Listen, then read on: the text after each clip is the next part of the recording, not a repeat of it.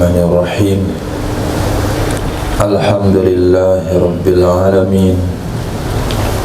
Wa sallallahu ala sayyidina maulana Muhammadin wa ala alihi wa sahbihi ajmain, amma ba'd. Rabbi yassir wa la tu'assir, Rabbi tamim bil khair. Rabbana shrah lana sudurana wa yassir lana umurana umural muslimin wahlul 'uqdatam min lisani yafqahu qawlana. Qala al-mu'allif rahimahullahu ta'ala wa man nafa'a bi ulumi wa barakatihi wa nafahatihi wa madatihi wa karamatihi fid dharain amin. Ar-rabi'u, yang keempat dari membatalkan wudu adalah masuk kubulil adami, menyentuh kubul manusia, zakaran kana au untha, laki-laki ada ia manusia atau perempuan, min nafsihi, dari dirinya seseorang, kubul diri sendiri, au ghairihi, atau kubul orang lain. Dengan apa disentuh batal wudu? Bi batnil kaffi, dengan bagian dalam telapak tangan. Nah, kaffi ini yang tidak ada bahasa Indonesianya. Kaffi. Nah, batni kafi telapak tangan, batnil kafi telapak tangan, zahril kafi punggung tangan. Nah, ini apa? Bukan dari sini ke sini, semuanya nih bahasa Indonesia, bahasa Indonesia, bahasa Padang, bahasa Pariaman, bahasa Kerinci, nggak ada. Nah, karena nggak ada itulah, maka diterjemahkan saja telapak tangan. Maka dalam masalah aurat wanita dalam sholat dikatakan kecuali muka dan kafain, dua kaf. Nah, dua kaf diartikan dua telapak tangan, diartikan dua telapak tangan. Karena diartikan dua telapak tangan, berarti punggung tangan kata orang itu bukan aurat. Akhirnya dibuatlah sarung tangan umroh, sarung tangan haji, yang masuk ke sini tutup, sini enggak, sini ketutup nih, sini enggak. Asbabnya apa? Asbabnya orang terlibat kepada perkara haram. Menutup muka dan kaf ketika ihram hukumnya haram. Tapi karena pemahamannya kaf itu telapak tangan, punggung nggak masuk katanya. Nah, akhirnya pernah lihat sarung tangan umroh? Nggak pernah. Nah, mesti ini problem masyarakat kita, bukan masyarakat lain. Indonesia punya. Nah, Indonesia saja yang kreatif begituan. Sarung tangan ihram.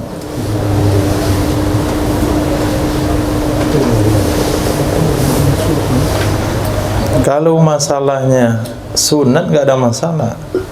Ini masalah haram.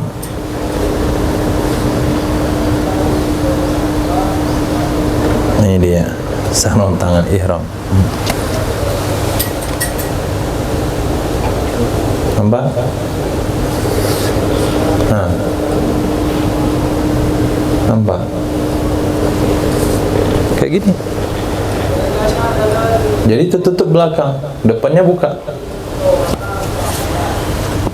Ini gara-gara apa? Gara-gara terjemahan yang gak lengkap dalam bahasa Indonesia, menyebabkan orang salah paham. Nah, gini makanya. Tengok-tengok gak jelas begitu. Tangan mak siapa nih? Ini ambil. Karena bahasanya kaf. Ilal wajha wal kafain, selain muka dan dua telapak tangan. Ya telapak, punggung enggak. Maka ditutuplah punggungnya. Kena dendalah jamaah ihram gara-gara fatwa siapa ini? Pengen ihtiyat, pengen hati-hati.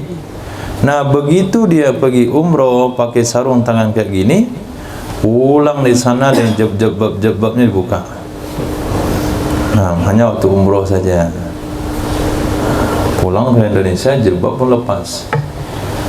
Jadi kayaknya ihtiyat yang mereka buat, hati-hati yang mereka buat itu bukan menjerumuskan kepada makruh. Kalau makruh kita bertoleransi, ini kepada dam, kepada perbuatan haram yang mereka akan didenda dengan perbuatan tersebut gara-gara keterbatasan atau gara-gara memahami hukum fikih dari terjemahan bukan dari bahasa asli kitab. Khair. Nah, di sini betul batnil kaf. Nah, batnil kaf maknanya telapak tangan. Jadi menyentuh kemaluan manusia dengan telapak tangan itu membatalkan wudu, baik kubul dia sendiri atau orang lain, laki-laki kah dia atau perempuan.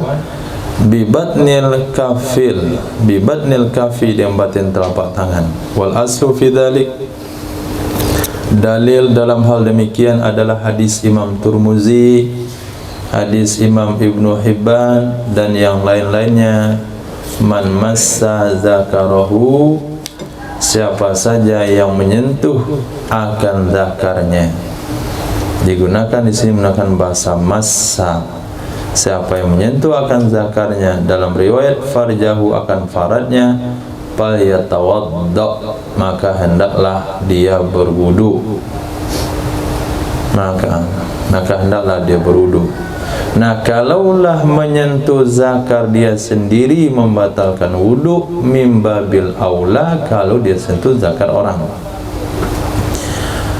Wal muradu al-massu bi badnil kafi, yang dimaksudkan dengan massa di sana adalah massu, menyentuh dengan batin kaf. Menyentuh dengan batin kaf. Kenapa diterjemahkan kepada batin kaf? Li hadis Ibnu Hibban, karena ada hadis Imam Abdullah bin Hibban, idza afdha ahadukum bi yadihi ila farjihi, apabila mengarahkan oleh salah seorang kalian dengan tangannya salah seorang, kemana diarahkan? Ila farjihi, ke faradnya.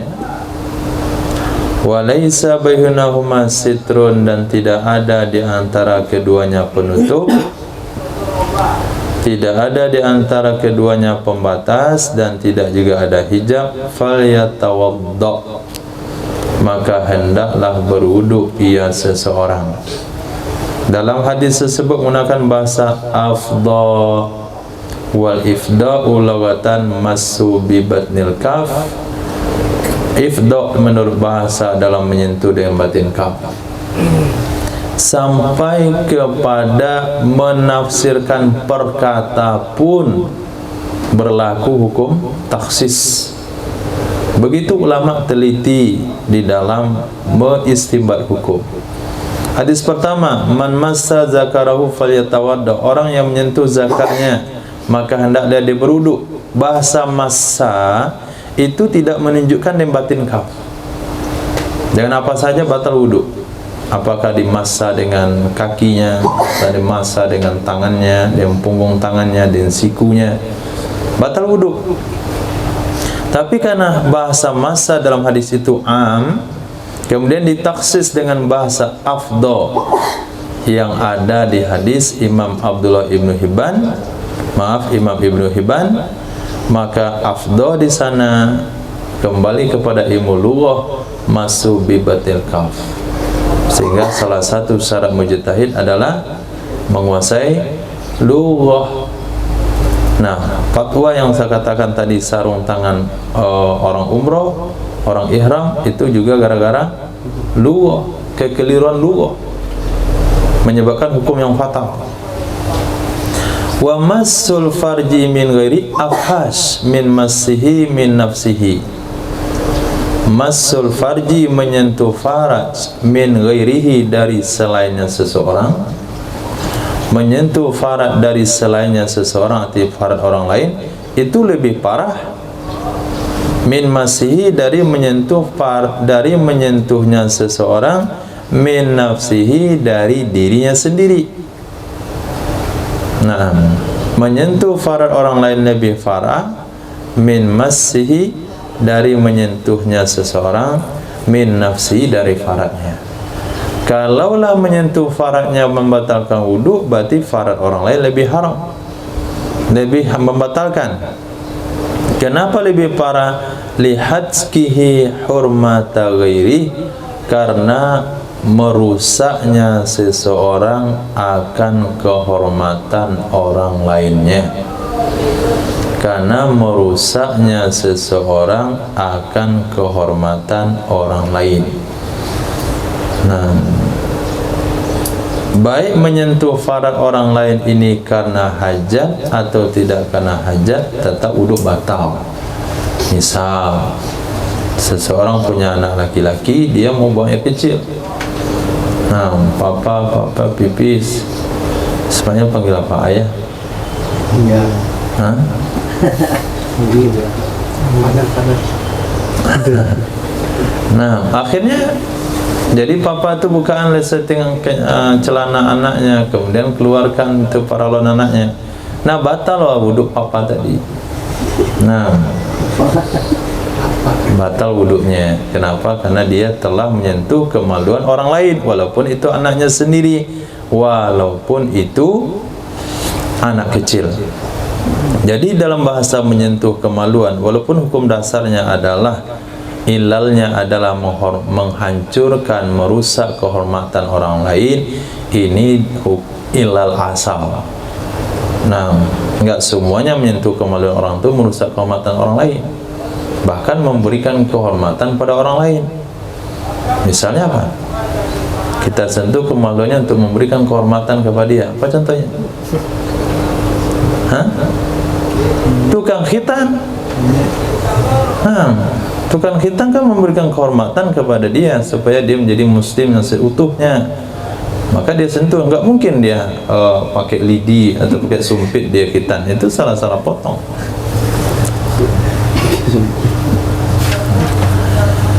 Walihada, dan karena ini la yata'addad naqdu ilaihi. Walihada la yata'addad naqdu ilaihi. Nampak dah ilalnya adalah alif lain ta'adda. Walihada la ta'adda naqdu ilaihi. La panjang. Panjang. Situ panjang juga. Harusnya enggak dalam.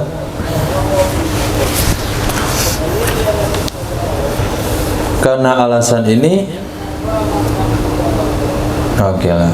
Layat ada naqdu ilaihi kepada orang lain. Karena ini tidak menularlah, tidak melampauilah batal wudhu kepadanya orang lain. Jadi yang batal wudhu itu yang menyentuh saja, yang disentuh nggak batal wudhu, karena dia bukan, karena dia dirusak kehormatannya, dia korban. Wakilah dikatakan fihi khilaf malmus. Dalam masalah orang yang zakarnya disentuh orang lain, apakah yang menyentuh saja batal wudhunya, orang yang disentuh kemaluannya tidak batal? Di sana dikatakan ada khilaf malmus. Apa malmus? Seseorang yang disentuh kulitnya. Nah, Pendapat yang kuat, malmus hukum wuduknya batal. Apabila ada seseorang laki-laki menyentuh kulit wanita, pasti batal wuduk lamis. Laki-laki yang menyentuh. Wanita yang malmusah yang disentuh kulitnya, di sana ada khilaf. Pendapat yang kuat batal, pendapat lemah enggak batal. Nah, dalam masalah kemaluan juga sama. Orang yang menyentuh kemaluan orang, wuduknya batal. Orang yang disentuh kemaluannya, wuduknya batal enggak? Pendapat yang kuat tidak batal. Pendapat lemah batal. Nah, wakila fihi khilaful malmus. Di sana ada perbedaan pendapat malmus. Perbedaannya saja, kuat lemahnya kebalikan. Nah, kuat lemahnya dibalik, tapi khilafiyahnya tetap ada. Waqad taqaddama, sungguh telah terdahulu ia khilaf malmus. Wa qubulul mar'ati an-nakidu masuhu multaqai safraiha. Kubul wanita yang membatalkan menyentuhnya, an-nakidu naat kepada kubulu. Kubulul mar'ati an-nakidu masuhu, kubul wanita yang batal menyentuhnya kubul itu adalah multaqa syafraihi, tempat bertemu dua bibirnya faraj, dua bibir kemaluannya wanita. Itu wallahu a'lam. Nah, kalau kitab ini baca oleh wanita, dia saja yang tahu dua bibirnya, mana bibirnya, mana tenggorokannya, wallahu a'lam. Zakarahu fi Syarhil Muhadzabi, menyebutkan ia Imam Nawawi akannya ketentuan tersebut dalam Syarah Muhadzab. Qala fa in massat ma wara'a syafraini lam yantaqid, maka jika menyentuh ia wanita, apa yang disentuh? Ma, sesuatu, wara'a syafrain, di balik dua bibir, di balik dua pinggir, di balik itu ke dalamnya lagi. Ini saya tidak batal ia wuduk tanpa khilaf. Nah, tidak batal ia wuduk tanpa khilaf kalau sampai dia sentuh sampai ke dalam. Nah, ibaratnya kalau bahasanya tadi bibir, katakanlah dia sentuh anak lidahnya, dia sentuh giginya, dia sentuh lidahnya, disentuh langit-langitnya. Asal ketika menyentuh langit-langit tidak kena bibir, maka tidak batal wuduk. Jadi yang membatalkan wuduk adalah dua bibirnya saja. Bagian dalam ke dalam-dalamnya lagi itu tidak membatalkan wuduk. Alasannya kenapa? Pikir.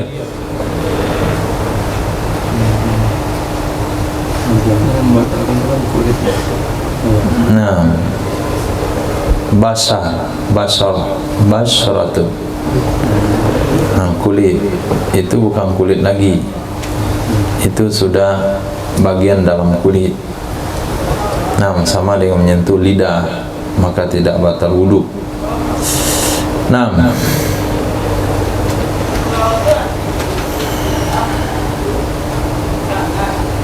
tanpa ada khilaf.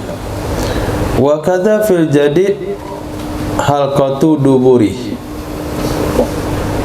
Dalam pembahasan tadi itu di kitab Fathul Mu'in lebih lengkap, menyentuh kemaluan manusia, laki-laki atau wanita, dewasa atau kecil, yang terpotong atau yang di tempat. Nah, jadi yang terpotong pun masuk membatalkan wudhu. Jadi kalau sampai bidan atau suster ngumpulin kepala-kepala yang baru dikitan tuh, kumpulin pakai tangan, batal wudhunya. Nah, atau terjadi bom bunuh diri, kemudian ada kemaluannya terlempar nyangkut di pagar, dikutip oleh polisi, batal wudhu polisi itu kalau dia sentuh tanpa alas. Sementara kalau sekiranya terjadi bom atau kecelakaan, terputus tangan wanita, Nah, terputus tangan wanita lalu dikutip oleh seorang laki-laki tanpa ada alas tangan, wudunya tidak batal. Nah, ketemu lagi telinga wanita, masukkan dalam kresek, nggak batal wudunya. Ketemu kaki wanita, dipegang, masukkan dalam kresek, nggak batal wudunya. Ketemu kemaluan laki-laki, diangkat walaupun sepotong, seperempat tinggal, masukkan, batal wudunya. Nah, apa yang membedakan? Hah?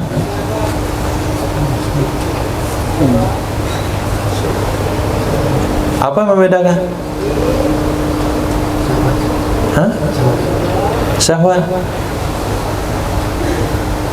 Ketemu misalnya apalah bahasanya, sadi dar'uha lengkap. Nah, satu paket dikumpulkan oleh laki-laki, oh naik syahwatnya, nggak batal wudunya.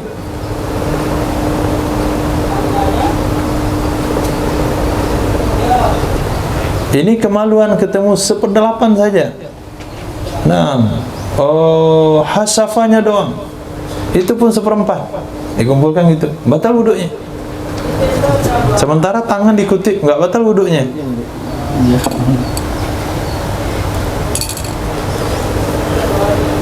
Kenapa? Kembali kepada bahasa tadi. Begitu penting bahasa dalam menentukan sebuah hukum. Apakah ketika mengutip tangan wanita itu menyentuh kulit wanita? Yang batal wudu apa? Menyentuh kulit wanita. Kalau ketemu tangan wanita, bisa dikatakan itu wanita? Tidak. Dia tidak menyentuh wanita. Dia menyentuh kulit tangan wanita, belum menyentuh wanitanya. Berarti bukan kulit wanita yang disentuh. Yang batal itu adalah bertemu dua kulit, laki dan perempuan. Tadi ada nggak bahasa itu ketemu dalam mengutip tangan? Ada? Tidak. Tapi yang namanya kemaluan, antum bentuknya seperti apa saja, itu mau terpisah deh. Itu nyentuh apa namanya tadi itu? Dia barusan nyentuh apa? Tetap namanya menyentuh kemaluan. Nggak ada, bahasa itu nggak berubah. Maka menyentuh sebagiannya saja, yang terputus nggak terputus batal wudu. Karena nama kemaluan tetap ada pada yang terputus. Tapi yang menyentuh tangan wanita yang terpisah dari badannya, bahasa bertemu dua kulit laki-laki dan wanita itu nggak ada lagi. Nah, karena yang namanya tangan bukanlah wanita. Begitu kata mereka para ulama. Kalau kita pikir-pikir, berarti hukum itu berpijak kepada bahasa yang tepat. Nah, mungkin mudah-mudahan ada penjelasannya. Nggak tahulah. Wa kaza fil jadid, begitu juga menurut pendapat jadid, begitu juga bagaimana? Nah, batal wudu. Apa yang batal wudu? Menyentuh khalqa duburi, pergelangan duburnya, artinya manusia. Pergelangan duburnya manusia. Kenapa dibatalkan wudu padahal tidak ada dalilnya? Dalil cuman farjahu, tidak masuk dubur. Kiasan, karena dalil kias, ala kubulihi, di atas kubulnya. Kenapa dikiaskan ke situ? Apa alasan persamaannya? Karena salah satu syarat kias adalah ada jami' bainahuma, dengan jami'in naqdi bil khariji minhuma, dengan jami' membatalkan dengan sebab yang keluar dari keduanya. Dengan jami' sama-sama membatalkan wudu, maksudnya dengan sebab yang keluar dari keduanya. Keluar salah satu dari kubul, batal wudu. Menyentuh tempat keluar itu batal wudu. Menyentuh keluar salah satu dari dubur kan batal juga wudu. Nah, menyentuh tempat keluar itu juga batal wudu. Jadi dalilnya kias. Nah, jadi menurut pendapat jadid, menyentuh halqa dubur wudunya batal. Halqa dubur tahu? Nanti ada jelaskan di belakang. Wal qadimu la naqda bimasihima. Pendapat qadim itu tidak batal dengan menyentuhnya halqa dubur. Kenapa tidak batal? Karena wukufan, berhenti artinya pasrah, tidak menambah mengurangi, beserta zahir hadis yang telah terdahulu fil iktisar alal kubuli, pada membatasi di atas kubul saja. Man massa zakarahu, man massa farjahu. Bahasa zakar, bahasa faraj itu berlaku untuk kubul. Nah, kita patuh ke hadis sampai situ saja. Wa abbara fi syarhil muhadzabi bid-dubur. Mengungkapkan ia Imam Nawawi dalam Syarah Muhadzab dengan bahasa dubur. Jadi begitu juga batal wudu menyentuh duburnya seseorang. Bukan halqah tapi dubur. Wa qala wal muradu bihi multaqal manfaz. Yang dimaksudkan dengan halqa dubur adalah tempat bertemu yang tembus. Nah, tempat bertemunya yang tembus, yang berlobang itu kalau dipertemukan, nah di mana tempat bertemunya? Itulah disebut halqa dubur. Kalau sampai di ayam itu diambil oleh orang. Nah, diambil tuh, dibikin sop. Nah, sop buntut. Jadi buntut itu ada dua, ada yang di bagian ekor ayam yang potong tuh segini panjangnya, naik ke atas, nah itu dipotong, itu banyak lemaknya di situ, minyak juga banyak, nggak bagus tuh dimakan. Nah, termasuk tuh cincin tuh, nah itu halqa dubur. Pernah lihat ayam setelah bertelur? Nah, atau sapi berak di jalan? Nah, alat potongnya itu, papa, nah, senyum-senyum dia sama antum. Nah, itu halqa dubur. Nah, jadi kalau seorang ibu mencebokin anaknya yang baru buang air besar, maka ibu itu harus wudhu kembali karena menyentuh halqa dubur anaknya. Atau juga ada seseorang cacingan, gatal-gatal, dan digaruk balik baju nggak terasa, akhirnya digaruk sampai ke dalam, tersentuh halqa dubur, batallah wudhunya.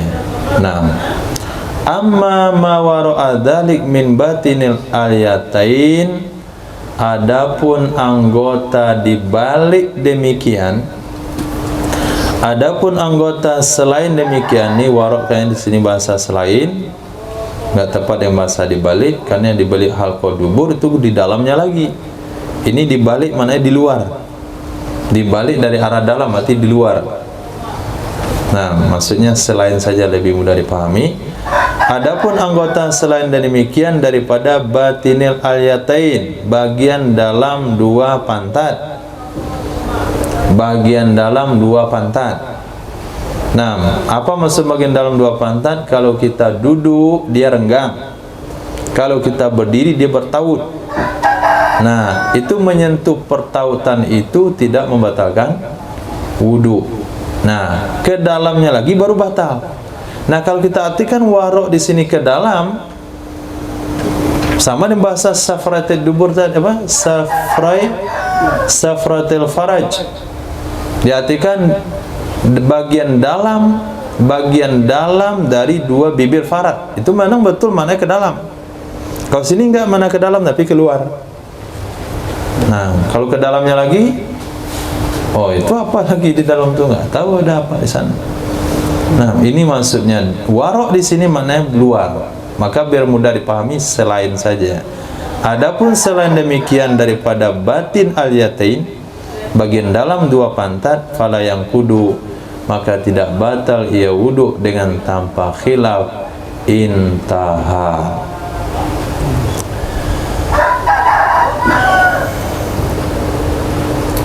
Walamu halqah sakinatun. Lam kalimat halqa itu barisnya sakin. Lam halqa barisnya sakin, bukan halqa dubur. Nah, tapi halqah la diatau kepada adamiyin. Nah, kubuli adamiyin. La tidak batal wudu menyentuh farad hewan. Tidak batal wudu menyentuh farad hewan. Artinya la yang kudu masuhu fil jadid. Tidak batal menyentuhnya, tidak membatalkan wudu menyentuhnya farad hewan menurut pendapat jadid. Kenapa tidak batal? Illa hurmatalaha fi dzalik. Karena tidak ada kehormatan baginya farad hewan pada bab demikian. Karena tidak ada kehormatan baginya farad hewan pada demikian menyentuh. Nah, pada demikian menyentuh yang enggak ada kehormatan. Pada demikian yang lain-lainnya bisa saja. Seperti man atal bahima fakutila, man atal bahimata faktulu huma, orang yang menggauli hewan ternak bunuh kedua-duanya. Itu ada kehormatan di situ. Jadi mendatangi dalam makna menjima hewan, kubul hewan pada saat itu ada kehormatannya, ada hukumnya. Tapi kalau menyentuh nggak ada hukumnya. Nah, karena nggak ada kehormatan dalam menyentuhnya, maka tidak batal wudu. Nah, buktinya nggak ada kehormatan, maka Allah tidak wajibkan hewan itu nutup aurat. Nggak wajib nutup aurat, dan tidak haram memandang kepada farad hewan. Wal qadim, sementara pendapat qadim hakahu jam'un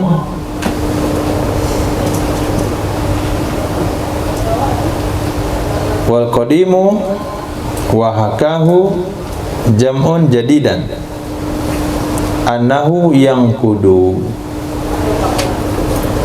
Bermula pendapat qadim, khabarnya belum ada. Wahakahu menceritakan akannya qadim oleh sekelompok ulama akan jadid. Bukan qadim itu jadid. Jadi khilafiyah juga memberi labelnya nih. Awalnya adalah pendapat qadim annahu yang kudu, sesungguhnya menyentuh farad hewan itu membatalkan wudu. Wahakahu jam'un jadidan, menceritakan akannya qadim oleh sekelompok ulama akan jadid. Bukan qadim yang mengatakan batal wudu menyentuh farad hewan, itu pendapat jadid. Justru yang qadim adalah tidak batal. Khair. Kafarjil adami, seperti dengan farad manusia. Warafi'i fi syarhi hakal khilafa fi kubuliha. Sementara Imam Rafi'i dalam kitab syarah beliau, yaitu Syarah Kabir karangan Imam Rafi'i, itu menceritakan Imam Rafi'i akan khilaf justru pada kubulnya hewan. Nah, beliau menceritakan khilaf pada kubulnya hewan.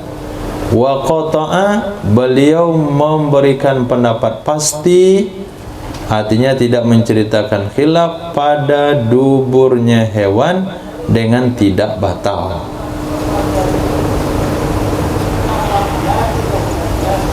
Bi adamin naqdi, dengan tidak batal. Oke. Ya. Jadi dalam perihal menyentuh farad hewan, ini terjadi khilafiyah.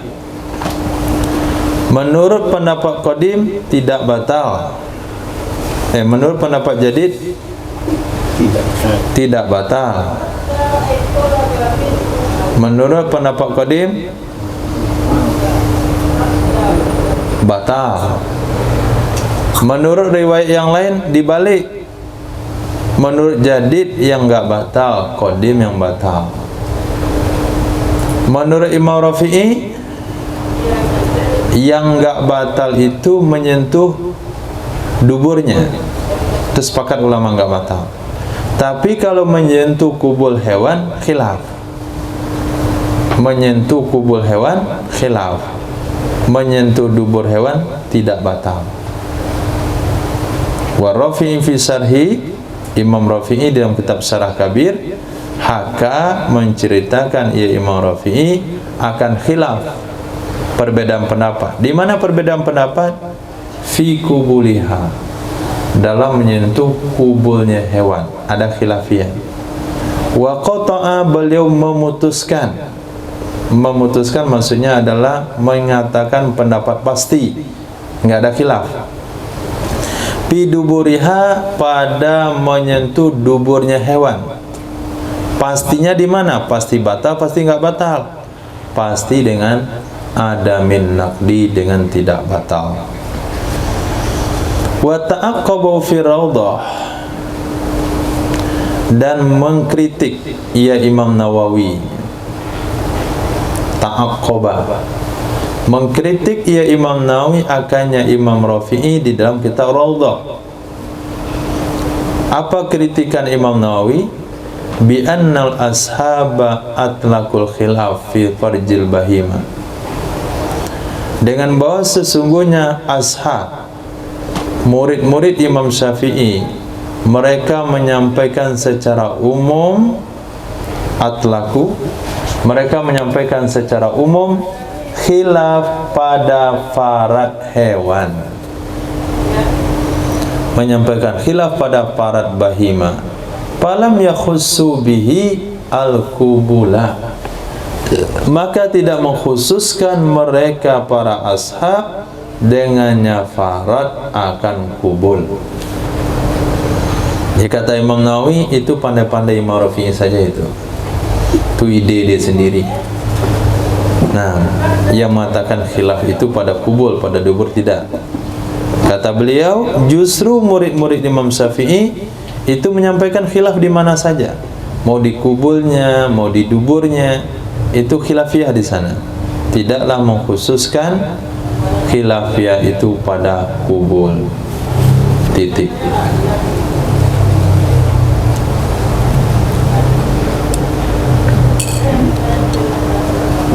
Sampai itu jelas?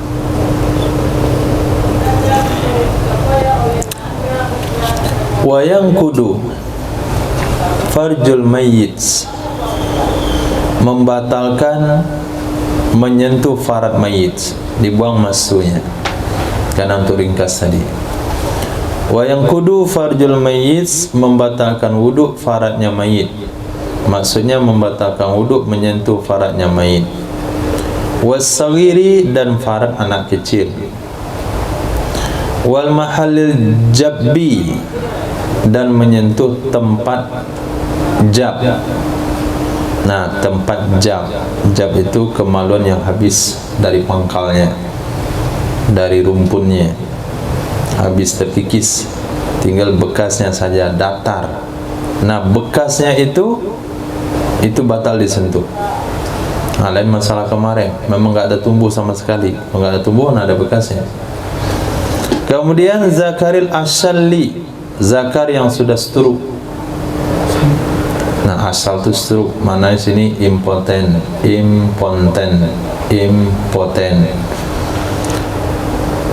Wabil yadis salah, juga batal disentuh dengan tangan yang stroke. Tangannya mati rasa, itu tangan penyentuhnya batal juga. Semuanya itu fil asahi. Dibuat alasannya satu persatu. Kenapa batal pada mahal jab? Lianna mahal jab bi makna zakar. Karena sesungguhnya tempat zakar yang habis dari rumpunnya itu semakna dengan zakar. Kenapa dikatakan tempat itu semakna dengan zakar? Karena sesungguhnya tempat itulah pangkalnya zakar.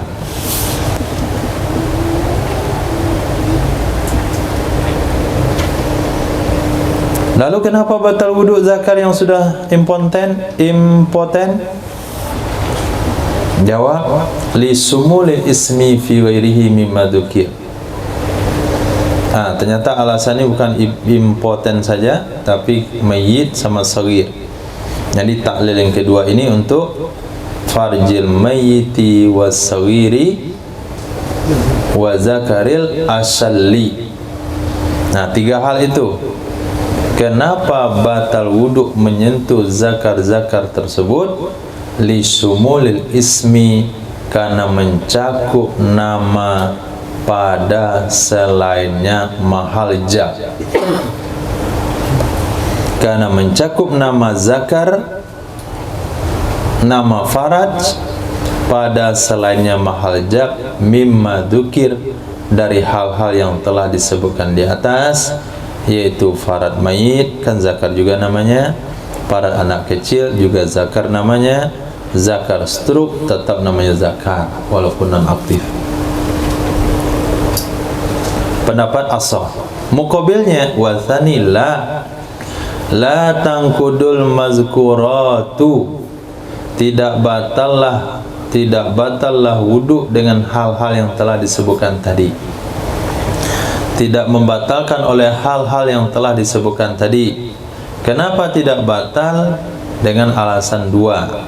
Satu, lintifa'i zakari fi mahalil jab, karena tidak ada zakar di tempat yang memang habis zakar dari pangkalnya. Itu kan bekasnya, zakarnya kan nggak ada lagi. Kemudian untuk alasan yang tiga, zakar mayat, zakar anak-anak, zakar yang impoten, lintifa'i mazanatis syahwa fi ghairihi, karena tidak ada lagi tempat syahwat pada selainnya. Karena tidak ada tempat syahwat pada selainnya mahal jab. Nah, nggak ada di situ tempat syahwat. Tidak ada orang syahwat lihat zakar orang mati, atau zakar anak kecil, atau zakar yang tidur abadi. Nah, itu bahasa sederhananya terung rebus. Wala yang kudu ra'sul asabi, tidak membatalkan oleh ujung jari-jari. Nah, pakai ujung jari disentuh, gatal misalnya, susah digaruk-garuk pakai ini saja. Nah, enggak batal wudu karena tidak termasuk dalam bahasa batni. Nah, hukum ini, hukum fikih ini berputar-putar. Ini enggak batal, itu enggak batal, ini bisa batal, ini bisa membatalkan. Ini merujuk kepada pemahaman lughah saja. Nah, pemahaman lughah saja. Ketika dikatakan batnil kaf, apa itu batnil kaf? Yaitu sesuatu yang apabila kita rapatkan, dia akan bersentuhan. Nah, sesuatu yang tidak terdapat di situ, maka tidak batal. Dirincikanlah. Oh, ujung jari, kemudian khilalul asabi, kemudian harfil kaf. Ini harfil kaf namanya, harfil kaf. Ru'usil asabi, khilal asabi. Nah, kalau anak bayinya mau kencing, bapaknya buat model rokok gini saja, nggak batal. Nah, sudahlah, sudah.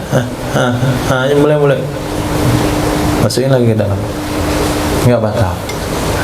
Nah, kenapa? Karena yang batal batni. Nah, berkomitmen dengan bahasa, di balik komitmen itu tidak ada hukum. Mudah fikih itu. Nah, coba lihat. Wala yang kudu, tidak membatalkan ra'sul asabi, ujung-ujung jari jemari, wa ma bainahuma, dan anggota antaranya jari jemari, wa hirfiha, dan sisinya jari jemari. Sisi itu dikatakan yang di sini nih, sisi. Kalau antara jari itu sudah ada bainahuma. Wa harfil kaf, sisi kaf. Nah, di sini sisi kaf. Ini harfil asabi sampai sini. Ini harfil kaf. Kenapa tidak batal? Li khurujiha an samtil kafi, karena keluarnya hal-hal tersebut dari lingkaran kaf. karena keluarnya hal-hal tersebut dari batasan kaf. Kila pendapat kedua mengatakan tangkudu, batal wuduknya. Kenapa batal wuduk? Li'annaha min jinsi basarati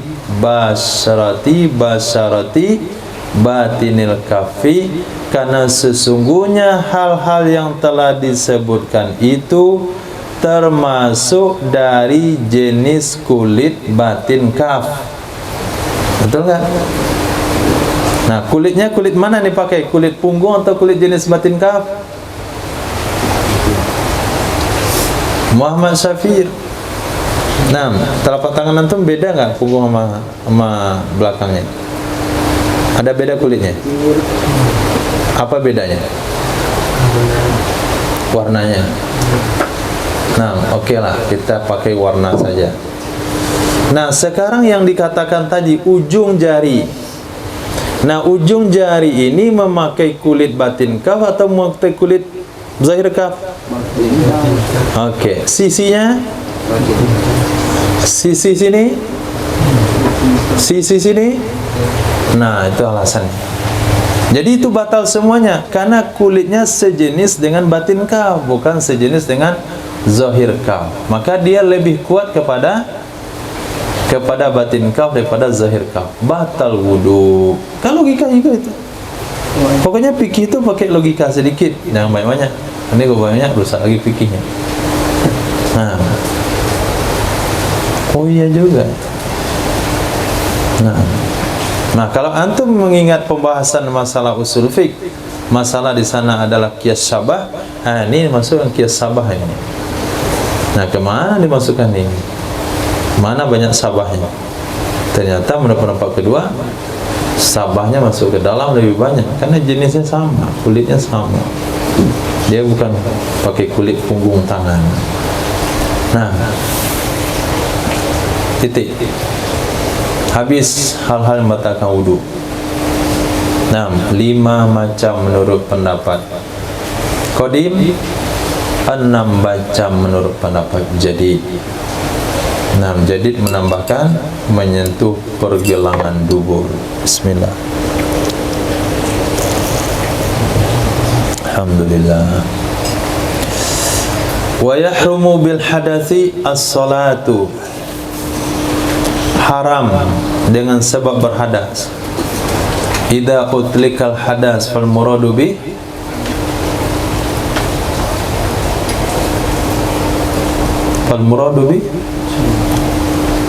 hadas kecil.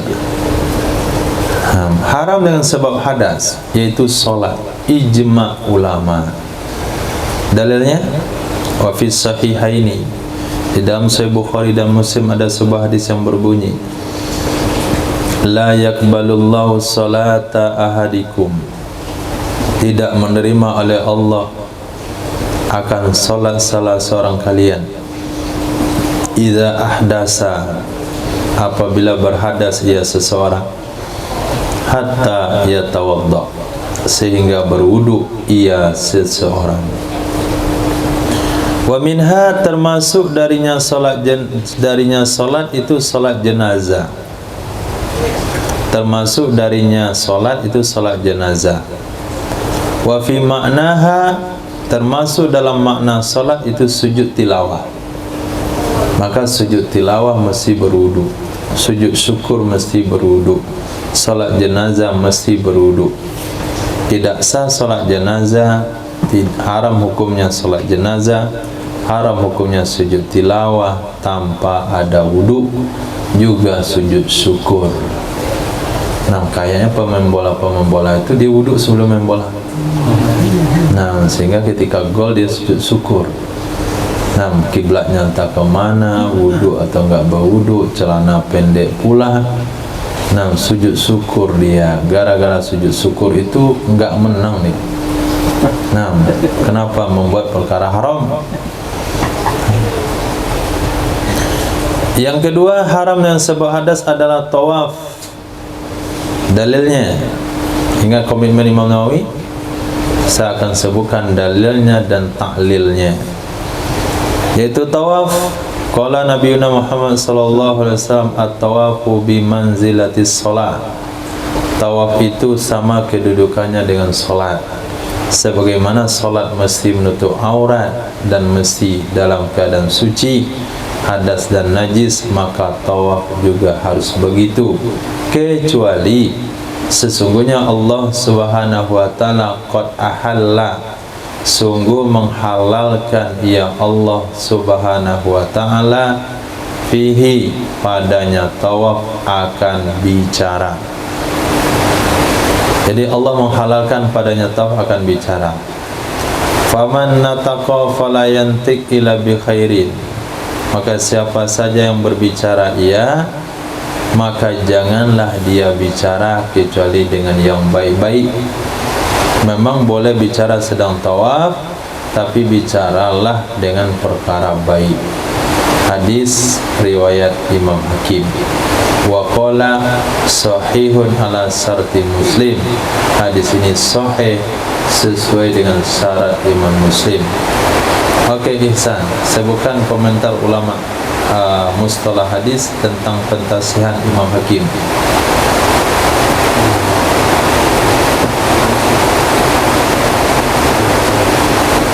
Baik. Kalau beliau berpendapat sahih, Ya. kemudian hanya satu riwayat sahih dari beliau, maka kedudukannya hukum hasan. Ya. Kemudian kalau beliau berpendapat hadis itu hasan, kalau tidak ada yang lain atau meriwayatkan hadis yang sama, maka dihukumi dhaif. Komentar yang berkaitan dengan ini.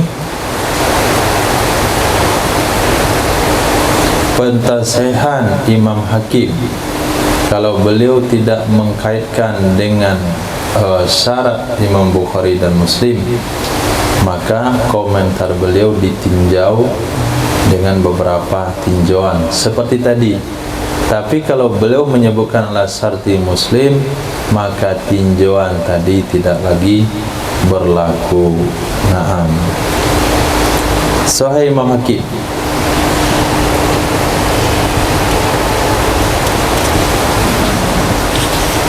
Nah, hal-hal yang seperti ini itu Masya Allah perkara yang sangat penting untuk hari ini, karena banyaknya ke depan akan muncul para mufti. Nah, karena Nabi bersabda tanda kiamat itu yaitu dengan kathirul khutbah, banyaknya tukang-tukang ceramah, wa qalilul fuqaha, kemudian sedikitnya ulama yang fikih. Nah, pada saat itu akan berfatwalah orang yang berfatwa. Maka pada saat itu ulama fikih punya peranan penting dalam hal ini.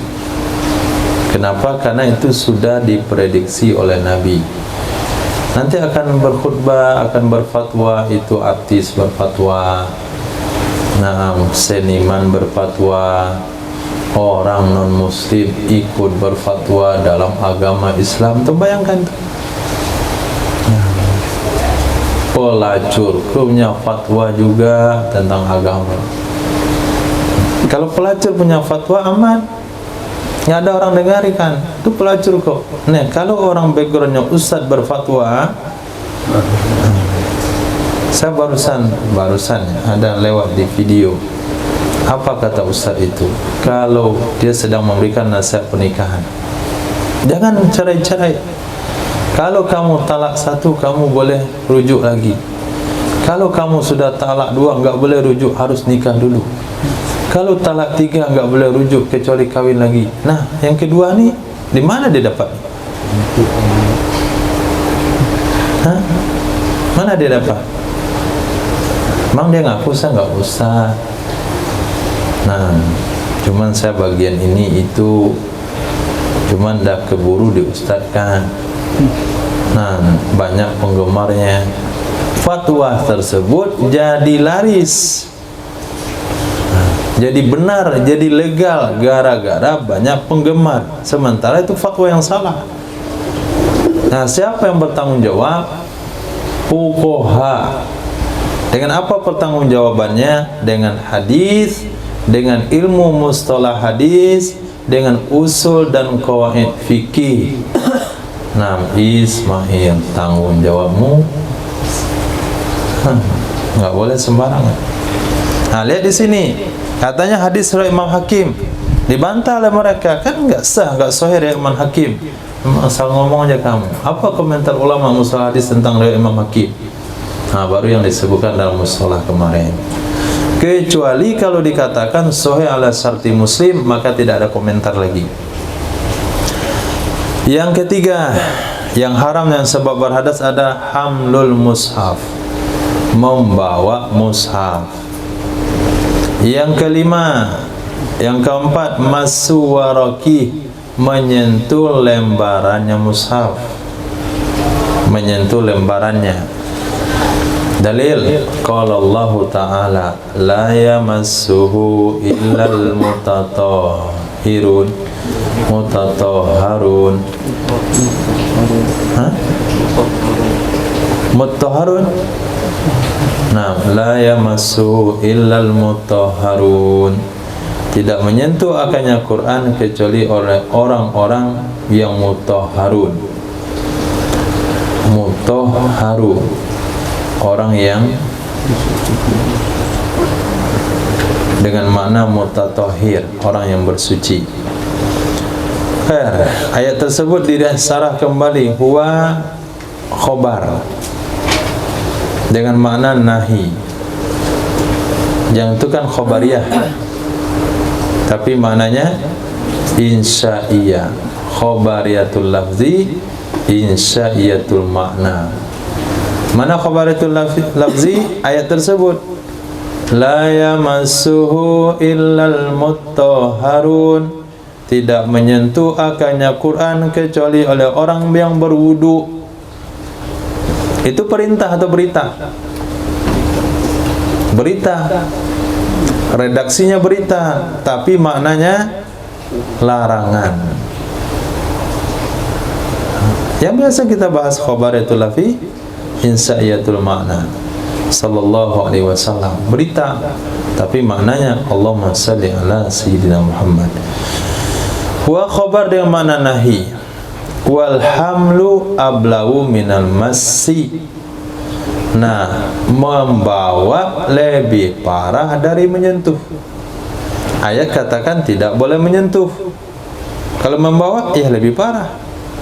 Berarti menyentuh dalilnya ayat ini, membawa dalilnya qiyas aulawi. Ayat tersebut berbunyi mutahhar. Mutahhar maknanya mutatahhir, yang berwudu. Nah, mutahharun maknanya mutatahhir, yang berwudu. Siapa yang menyebutkan makna tersebut? Imam Nawawi dalam kitab Syarah Muhadzab. Wa kadza, begitu juga haram menyentuh jilduhu, sampulnya Quran menurut pendapat sahih. Bukan menyentuh lembaran Quran, bukan menyentuh Qurannya, tapi sampulnya. Nah, covernya. Li'annahu, karena sesungguhnya kulitnya Quran, sampulnya Quran, covernya Quran, kal juz'i min, itu sama dengan bahagian dari Quran. Kaidah fikihnya apa Bu?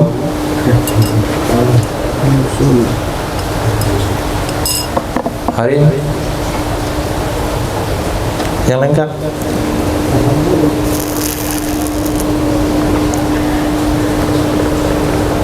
Safir, Harim.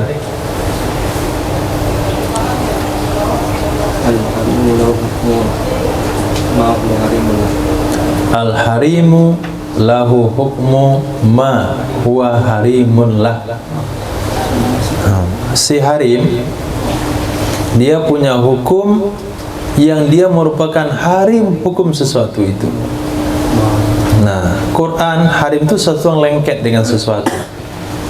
Itu disebut dengan harim. Teras masjid adalah harim masjid. Sampul Quran adalah harim. Paha adalah harim. Paha adalah harim. Faraj.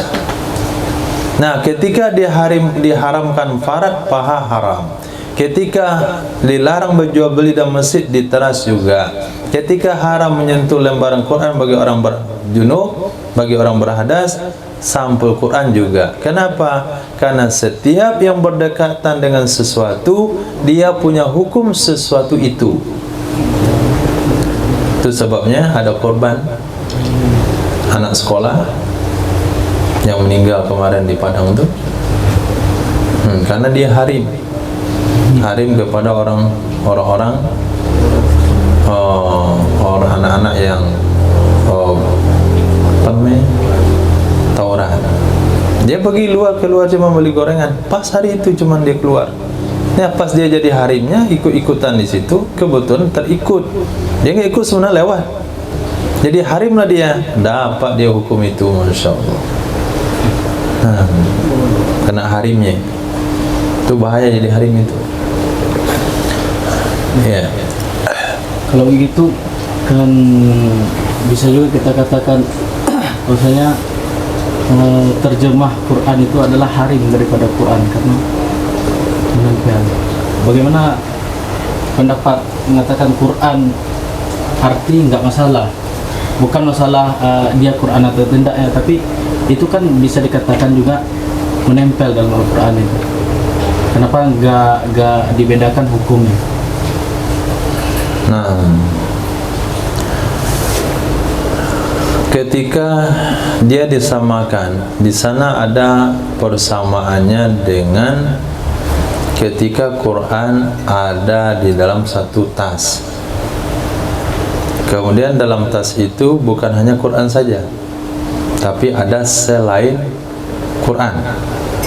Nah, ketika ada selain Quran, kita bawa dia.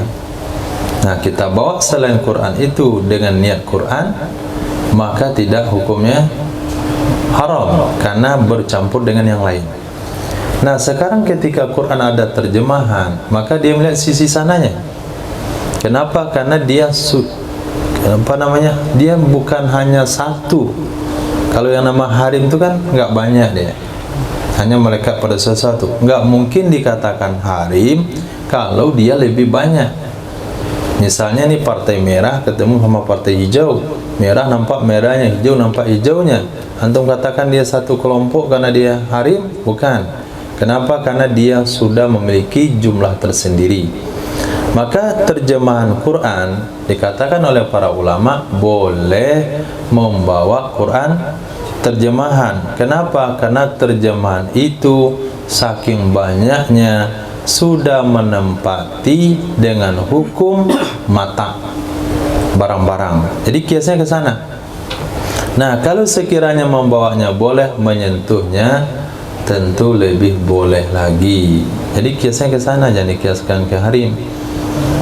Nah, kalau mushaf, kalau lembarannya mushaf atau covernya itu kan dua.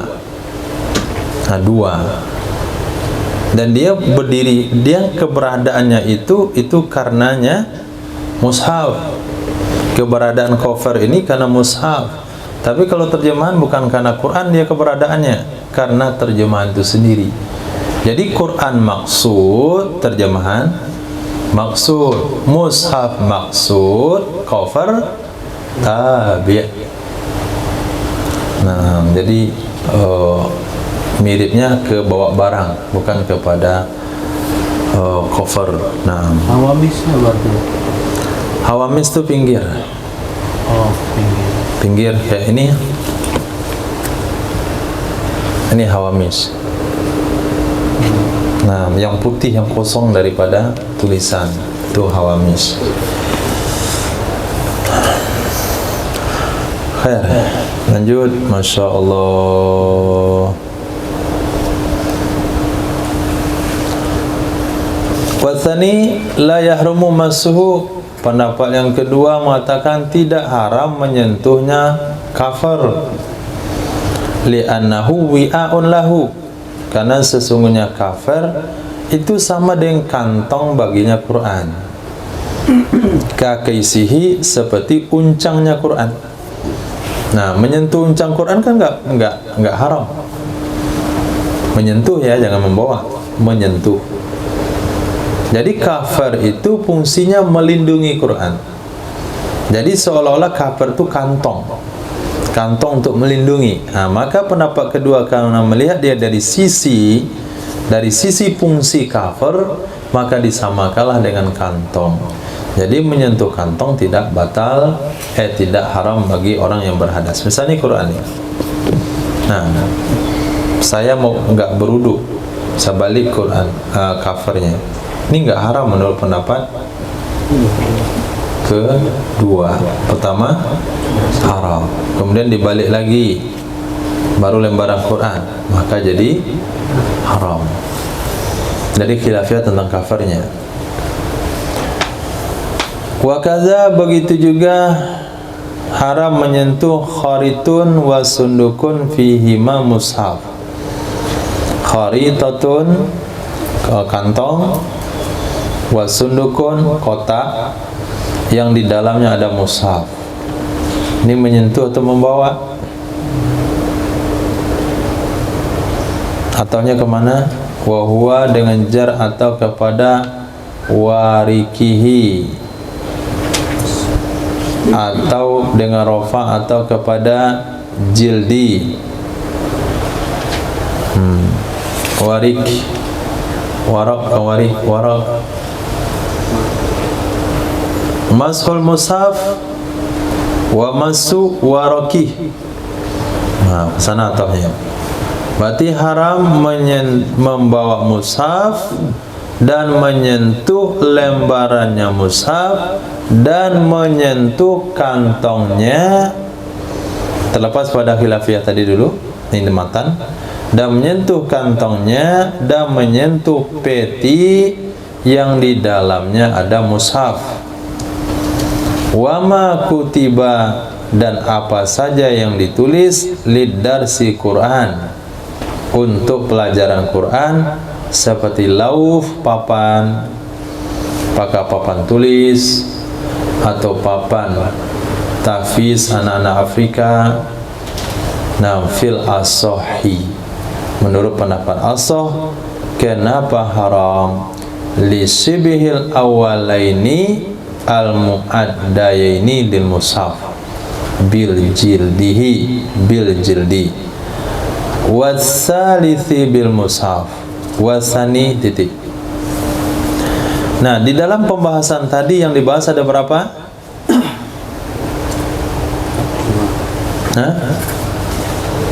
Mulai pada kharitoh sampai lauf, itu ada berapa pembahasan?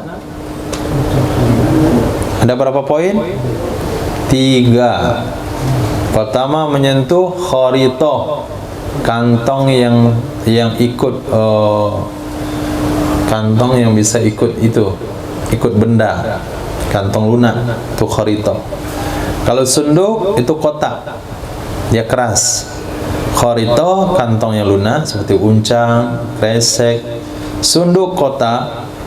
Kemudian yang ketiga, lauf, ma kutiba lidarsi Quran, seperti lauf. 3 hukum. Nah, ketiganya ini disebutkan oleh Imam Nawawi alasannya. Ini saya kita mengungkap metode pemahaman atau trik penulisan daripada kitab Mahali. Jadi Imam Nawawi berjanji di awal kitab akan memberikan alasan ke semua hukum yang beliau sampaikan. Itu janji beliau, alasannya sama dalilnya. Kalau Imam Nawawi menyebut 3 pembahasan hukum, akan ada 3 alasan setelahnya. Apabila disebut 2 hukum, akan ada 2 alasan setelahnya. Sekarang dalam pembahasan tadi ada berapa hukum? Kantong, kotak, papan. Apa alasannya haram menyentuh kantong? Apa alasan haram menyentuh kotak? Apa alasan haram menyentuh papan yang bertuliskan Quran? Jawab, li shibhil awalaini. Mana awalaini? Karena serupa dua yang pertama itu kantong dan kotak. Muaddayaini, yang disediakan kedua-duanya untuk mushaf. Dengan apa serupanya?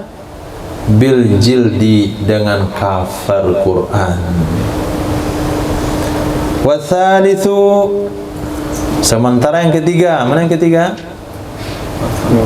Atau kepada selisih saja, ulang amil li shibhi tsalisi, karena serupa yang ketiga yaitu lauh dengan mushaf. Nah, mushaf adalah lembaran kertas yang bertuliskan Quran, maka papan yang bertuliskan Quran itu serupa dengan lembaran kertas. Dinding yang bertuliskan Al-Quran, batu yang bertuliskan Al-Quran diserupakan dengan mushaf. Sudah. Nah, ini karena setiap kitab itu dia punya ciri khas. Nah, satukan diri antum dengan kitabnya. Motor saja, kata orang ya, ini nggak cocok sama saya. Motor dia ini untuk kawan nih, agak liar dikit. Nah, ada bahasa begitu, agak liar dikit. Apa liarnya, kan mesin doang. Tapi begini agak liar sedikit. Nah, tentu bagi pemiliknya itu agak jinak. Nah, padahal sama-sama motor, berarti dia punya trik tersendiri, dia punya jiwa tersendiri. Nah, begitu juga kitab. Nah, kitab itu satukan dengan jiwa supaya dia tidak liar. Nah, wasani, pendapat kedua, muqabil siapa? Muqabil asoh. Apa yang dibahas oleh asoh? Kantong, kotak, papan tulis. Wasani, pendapat kedua mengatakan la yahrumu massuha, tidak haramlah menyentuhnya hal-hal di atas. Tidak haramlah menyentuhnya hal-hal tersebut. Tidak haram menyentuh kantong Quran, tidak haram menyentuh kotak Quran, tidak haram menyentuh papan yang bertuliskan Quran. Dikasih lagi alasan, li'annal awwalaini, karena sesungguhnya dua yang pertama yaitu kharita dan sunduk sama dengan wi'a, nah, bagi Quran, sama dengan kantong bagi mushaf. Wasalisa, karena sesungguhnya yang ketiga laisa fi makna, itu tidak semana dengan mushaf. Karena sesungguhnya yang ketiga tidak semana dengan mushaf. Titik.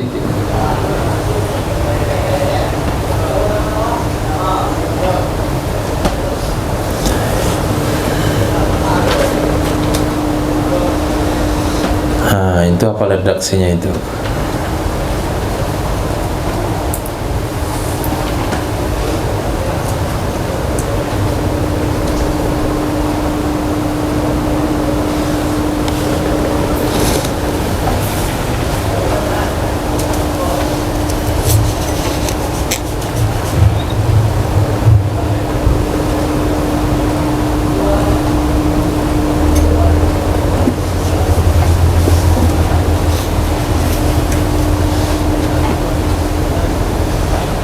Coba antum pikirkan.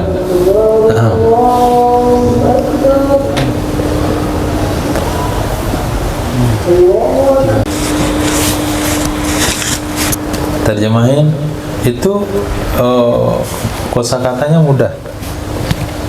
Titik koma, silakan Faiz.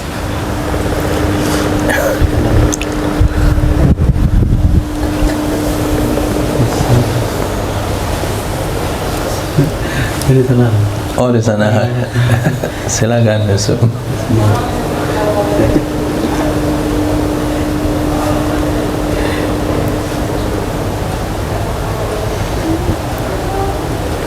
Nggak ada satupun kalimat dari kata-kata itu yang perlu kamus.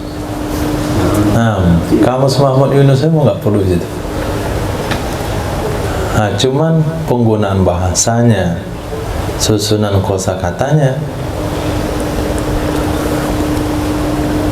Ihsan, fadhal.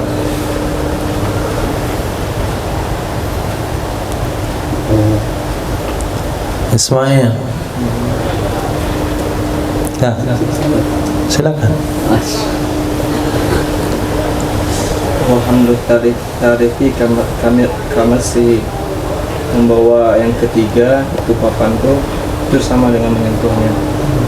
Nah, Kemudian menyentuh yang dua pertama tadi dan membawa keduanya dan tidak ada musaf pada keduanya itu boleh.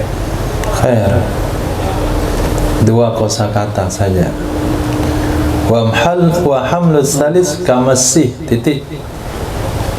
Nah di kita ini sembraut saja kan, satu gudang saja, nggak ada pematangnya.